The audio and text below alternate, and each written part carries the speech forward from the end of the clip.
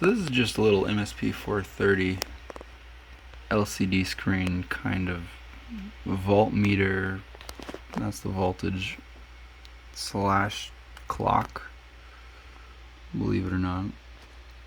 Now I'm using the millis function for this. It's highly crude, but I think I developed a rollback technique in the code that allows it to look like a normal clock. So seconds count up to 60, they roll back to 0. Minutes count up to 60, they roll back to 0.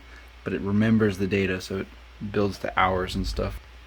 I'm actually going to leave this all night and come back and set a timer with my phone and see how much it's drifted, so I can actually find a percentage of how inaccurate the timer clock is. So, of course, there's Energina, and there's no delays or anything. That's liquid crystal stuff. There's some of our time variables. And then we come down here, and this just is every second it looks at the voltage, and if I hold the button down when it's looking at the voltage, then it will, it doesn't want to focus. Boy. Alright. It will step into this if code down here. Essentially this if code has the rollback part right here. So if S is more than 59 seconds, it says, well, S is going to be equal to whatever M is minus 69 times 60, so that accounts for the past time. And then this doesn't override M and S because S is derived from a millis call up here, which is Tim. S is equal to Tim divided by 1,000, which gives us our seconds, so it resets every time. So yeah, and then a 0 down here bumps us out of this if code, so it only does it once. So this means I can actually hold this button and it works fine and doesn't freak out or code a billion times or whatever.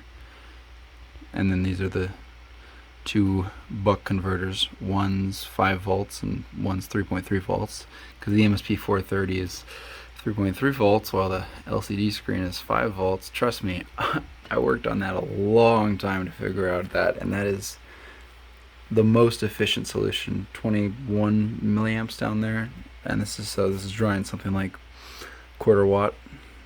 This whole setup. I have LEDs that draw 1/4 watts, so that's pretty good. Oh, roll back, roll back. Oh, I cannot wait to come back and see if this works in like 7 hours. All right.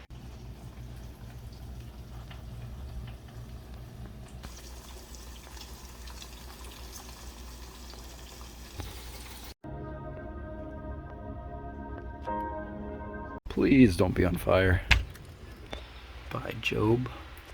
So the clock's at 10 hours and 27 minutes and a few seconds. Let's see what the drift is. 10 hours and 40. Oh my god. 10 hours and 26 minutes. That's really close.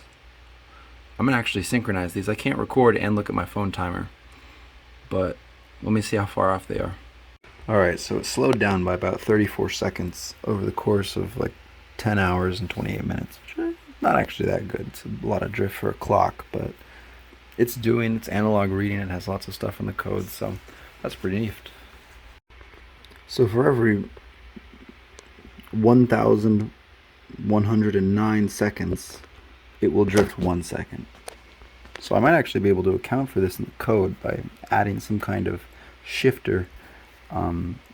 But if this time and sensitivity is not due to the code accessing analog reads and that stuff adding up, and it's due to environmental factors like temperature, this wouldn't really help. So this is cool, because for every 1 second it drifts every 1,109 seconds, which isn't bad. So assuming that ratio over the course of about a month, it would only drift about 38.9 minutes, which isn't horrible, you know. It's, for short-term application, that's pretty good. So cool. Hope you guys found this interesting. This is part of another project for the MSP430. Oh, curse you, lords. All right. Godspeed, everyone. Have an epic day.